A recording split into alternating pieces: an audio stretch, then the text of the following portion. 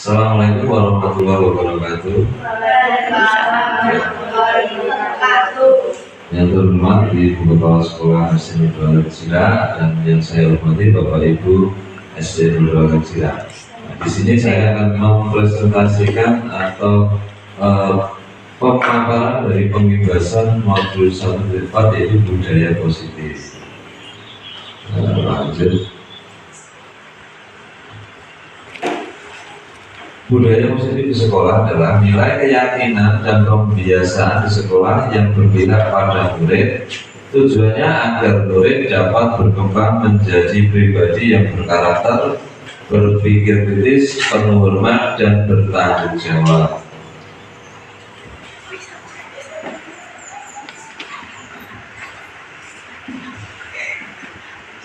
Perubahan budaya positif itu adalah satu perubahan paradigma, dua disiplin positif dan motivasi perilaku manusia, tiga keyakinan kelas, empat pemenuhan kebutuhan dasar, lima posisi kontrol, yang enam adalah segitiga restitusi.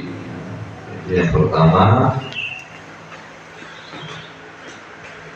paradigma, satu perubahan paradigma atau teori kontrol atau ilusi kontrol, ilusi guru mengontrol murid. Dua, ilusi bahwa kritik dan membuat orang merasa bersalah dapat menguatkan karakter. Yang ketiga, ilusi bahwa semua penguatan positif, efektif, dan bermanfaat. Dan yang terakhir, ilusi bahwa orang dewasa memiliki hak untuk memaksa. Itu semua itu hanya ilusi ya Bu ya, Bapak Ibu ya, itu hanya ilusi itu bahwa kejadian yang tidak sebenarnya, tapi yang sebenarnya adalah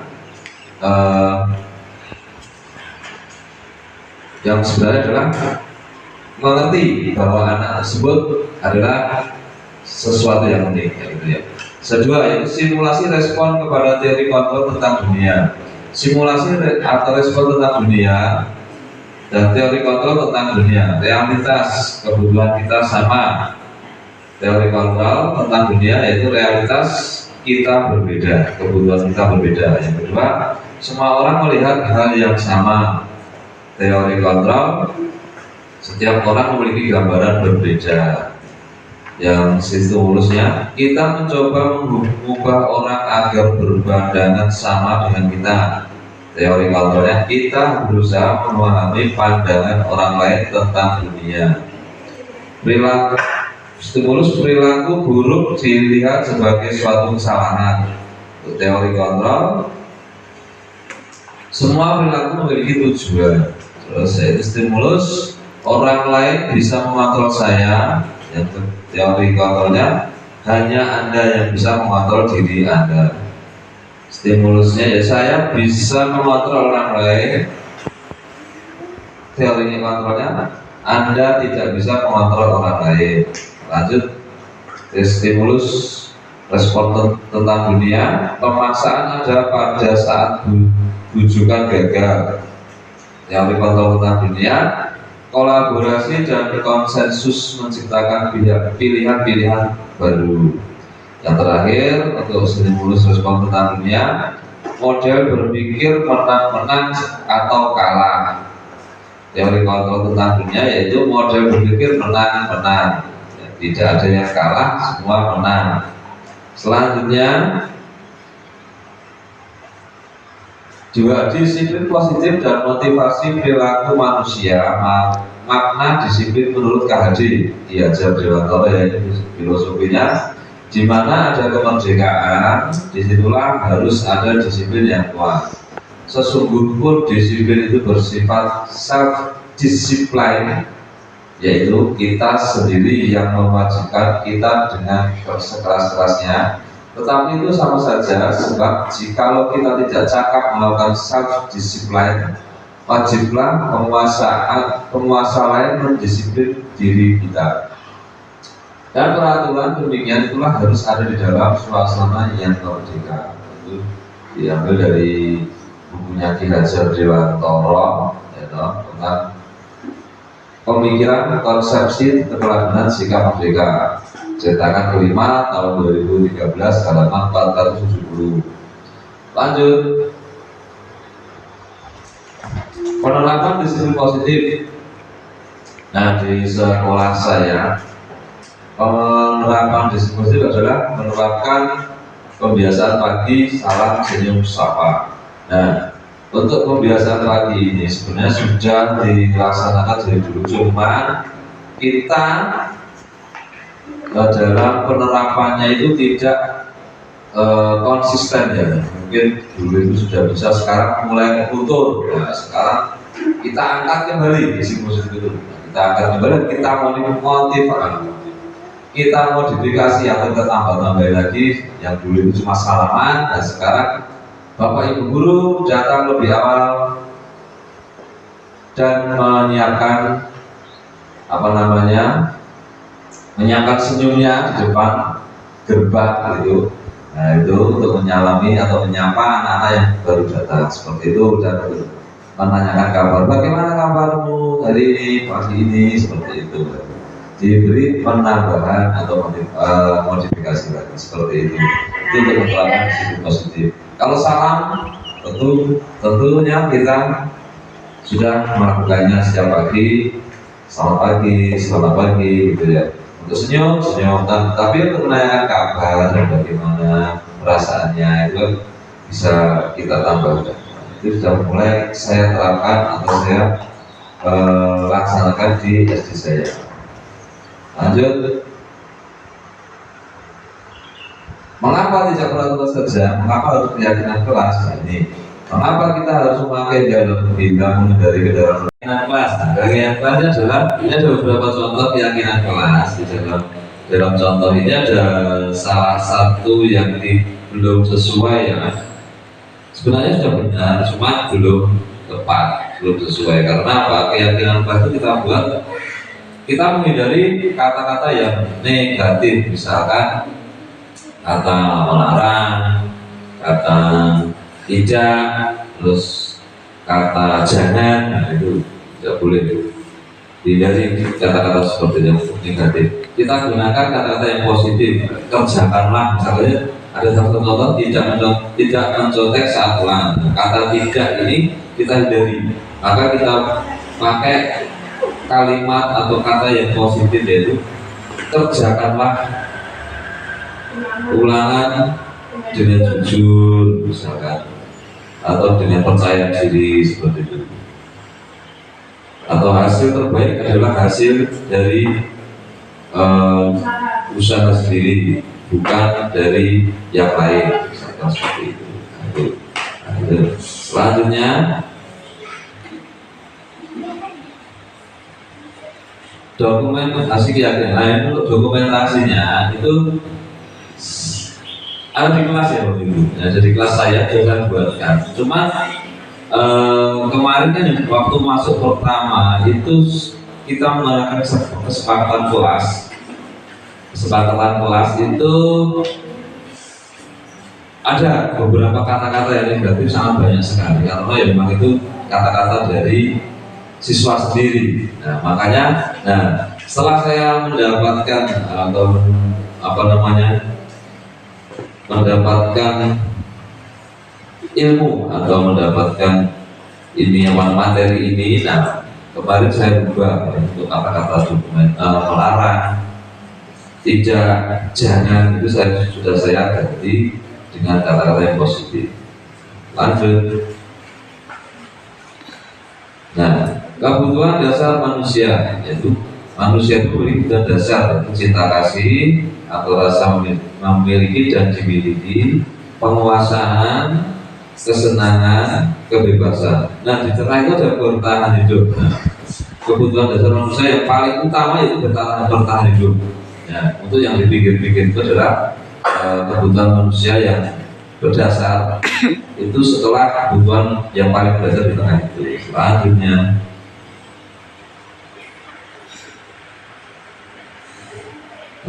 posisi 5 itu posisi kontrol. Ini untuk posisi kontrol ini kan ada dibagi beberapa, yaitu satu, motivasi identitas gagal, kontrol dari luar, menghindari hukuman. Ini satu. penghukum, menghardik, menunjuk-nunjuk, menyakiti, menyindir. Nah, itu contoh kata-katanya. Kalau kamu tidak melakukannya, awas ya, rasakan hasilnya, membentak, menyalahkan orang lain yang bohong. Selanjutnya untuk kaitan dengan dunia berkualitas, murid yang meletakkan guru di luar dunia berkualitas. Jadi gurunya itu dia sudah di luar dari apa namanya kiblatnya seorang siswa. Kalau siswa itu kan seorang pelajar atau siswa itu berkiblat pada seorang guru yang biasanya memiliki nilai plus pada dia. Nah, itu sudah di luar pemikirannya, jadi hilang dalam pemikirannya. Nah, lulus ya hilang, yang tersimpan hanyalah dendam, biasanya seperti itu. Dan terus yang kedua itu murid berkata, biarkan saja, nanti juga marah sendiri, marah-marah lagi. Jadi seperti itu akhirnya sudah terbiasa dan dablek istilahnya, jadi siswa yang dablek. Nah, dampak pada murid memulai kesalahan. Nah, kesalahan kan mulai lagi, yang paling itu jenisnya benar seperti itu, nanti dimarah-marahi lagi. Paling salahnya ya seperti itu lagi. Paling dihukum lagi berdiri di depan kelas, misalnya seperti itu. Jadi murid itu sudah terbiasa, jadi tidak belak. Nah, itu sangat tidak baik ya Bapak Ibu untuk kedepannya. Sekarang yang selanjutnya itu membuat orang merasa bersalah, berceramah dan mengatakan seharusnya kamu mengerjakan tugasmu. Karena apa? Kamu nggak usah ibu guru atau pak guru. Pak guru sudah sampai capek loh ya, seperti itu. Capek banget loh ini membuat tugas ini. Masa kamu nggak mengerjakan? Seperti itu. Jadi, terus bapak kecewa karena kamu tidak taat atau tidak mematuhi peraturan. Nah, seperti itu. Lanjut untuk hasilnya, menyembunyikan, menyangkal, berbohong, seperti itu. Kaitan dengan dunia berkualitas, murid meletakkan guru di dalam dunia berkualitas. Selanjutnya murid berkata, maafkan saya. Dan bapak dan murid merasa rendah diri. Sakit ya, seperti itu. Ibu sakit, bapak ibu guru nanti ya seperti itu. Nah, akhirnya kan keluar kata-kata sakit seperti itu ya. Jadi pengennya jadi dikasihani, ya. Dikasihani itu kan merendahkan diri. Lanjut, identitas berhasil sukses, kontrol dari luar itu teman. Nah, membuatkan alasan-alasan untuk muridnya. Kata-kata guru berkata, ayolah lakukan ini demi ibu. Masa kamu tidak mau? Ingat, tidak ibu pernah bantu. Nah, berarti maksudnya itu ibu tidak membantu kamu, pasti akan selalu bantu kamu, seperti itu. Hasilnya, segitiga restitusi ini diawali dari menstabilkan identitas dari bawah dulu, terus sekarang naik validasi tindakan yang salah, terus kita menanyakan keyakinan. Nah, setiap orang pasti pernah melakukan kesalahan. Kamu bukan orang satu-satunya yang pernah melakukan ini. Nah, yang selanjutnya untuk validasi, kamu tentu punya alasan mengapa melakukan itu. Lanjut, itu biasanya pertanyaan-pertanyaan yang kita utarakan, kita sampaikan kepada siswa yang mungkin merasa dia melakukan kesalahan. Kita juga pertanyaan seperti itu. Adakah cara yang lebih efektif untuk mendapatkan apa yang kamu butuhkan? Lanjut, untuk menanyakan keyakinan, nilai-nilai apa yang telah kita sepakati, kita kembalikan ke konsekuensinya. Kita kembalikan ke konsekuensinya bahwa siswa itu kan tadi di depan sudah kita kita bahas tentang keyakinan kelas. Nah, kita kembali dan menanyakan keyakinan itu kita kembalikan keyakinan kelas itu, maksudnya keyakinan bersama yang kita sepakati. Nah, terus kamu ini jadi orang seperti apa? Nah, setelah ditanyakan kembali, kita mutar lagi ke keyakinan kelas. Nah, siswa kita tanya, nah kamu setelah melakukan itu, nah, kamu nanti menjadi seorang seperti apa? Gitu. Biasanya seorang anak itu akan menyadari dan akan merubah atau memberi alasan dan tidak akan mengulanginya lagi seperti itu biasanya.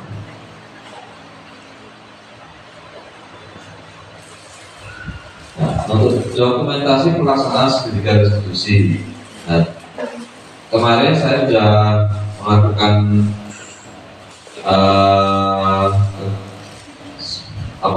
melakukan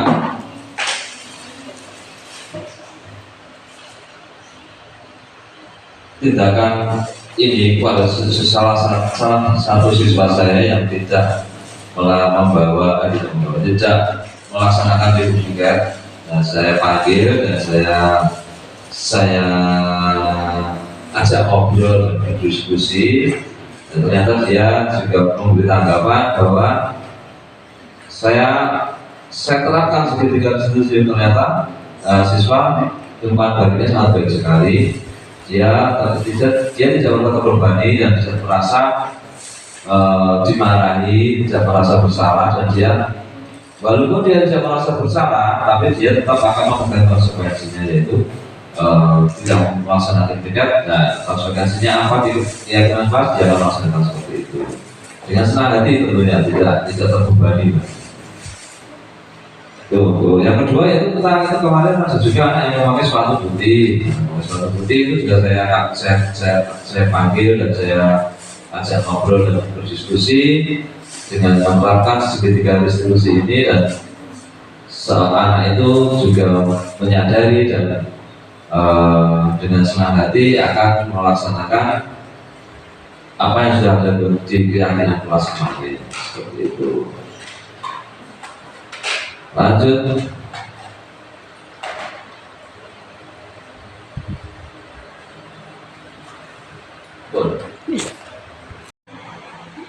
Ulangan dengan jujur. Kerjakanlah ulangan dengan jujur, dengan percaya diri. Kalau mencontek itu kan cuma mencerminkan bahwa yang mencontek itu tidak percaya diri dengan jawabannya, seperti itu. Nah, seperti itu. Ada lagi kalau dilarang di apa namanya itu? Mas. Ada orang tak bisa. Terus segitiga restitusi dia diawali dari menstabilkan identitas, dari bawah dulu, terus sekarang naik validasi tindakan yang salah, terus kita menanyakan keyakinan. Nah, setiap orang pasti pernah melakukan kesalahan. Kamu bukan orang satu-satunya yang pernah melakukan ini. Nah, yang selanjutnya untuk validasi, kamu tentu punya alasan mengapa melakukan itu.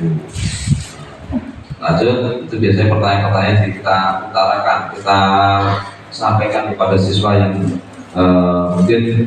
mungkin merasa dia melakukan kesalahan. Kita juga pertanyaan seperti itu. Adakah cara yang lebih efektif untuk mendapatkan apa yang kamu butuhkan? Lanjut, untuk menanyakan keyakinan, nilai-nilai apa yang telah kita sepakati, kita kembalikan ke konsekuensinya. Kita kembalikan ke konsekuensinya bahwa siswa itu kan kemarin tadi di depan sudah kita bahas tentang keyakinan kelas. Nah, kita kembali dan menanyakan keyakinan itu kita kembalikan keyakinan kelas itu, maksudnya keyakinan bersama yang kita sepakati. Nah, terus kamu ini jadi orang seperti apa? Nah, setelah ditanyakan kembali, kita mutar lagi ke keyakinan kelas. Nah, siswa kita tanya, nah kamu setelah melakukan itu, nah, kamu nanti menjadi seorang seperti apa? Gitu. Biasanya seorang anak itu akan menyadari dan akan merubah atau memberi alasan dan tidak akan mengulanginya lagi seperti itu biasanya.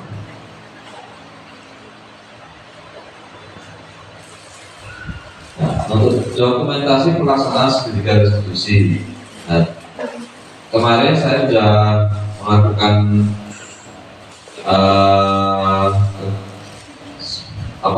melakukan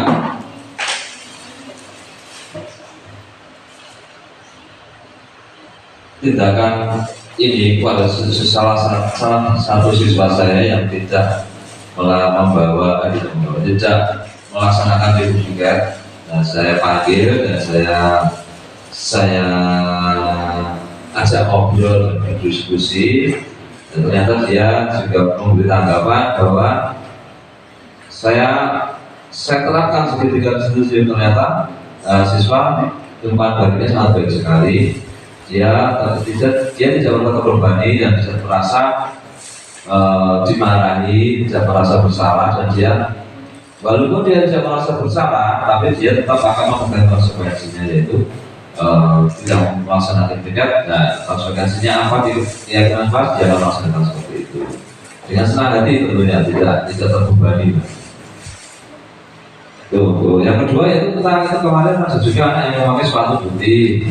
Sepatu putih itu juga saya panggil dan saya ajak ngobrol dan berdiskusi dengan menerapkan segitiga restitusi ini, dan anak itu juga menyadari dan dengan senang hati akan melaksanakan apa yang sudah ada di keyakinan kelas kemarin. Seperti itu. Lanjut.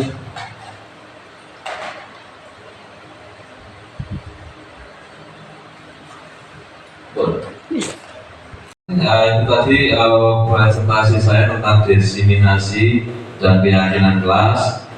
Mungkin Bapak Ibu ada yang mau bertanya tentang kegiatan ini, tentang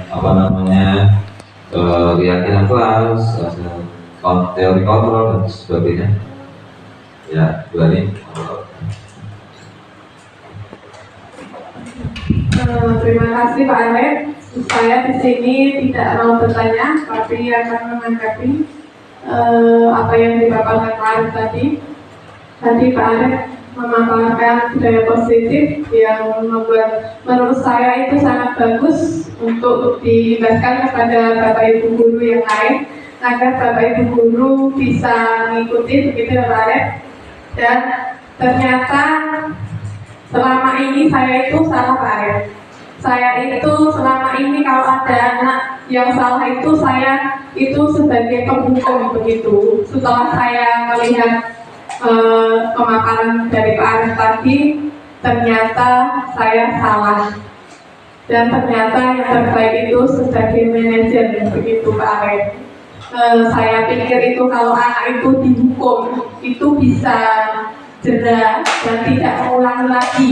Ternyata kalau anak itu dihukum itu semakin melakukan dan semakin tidak disiplin ternyata ya.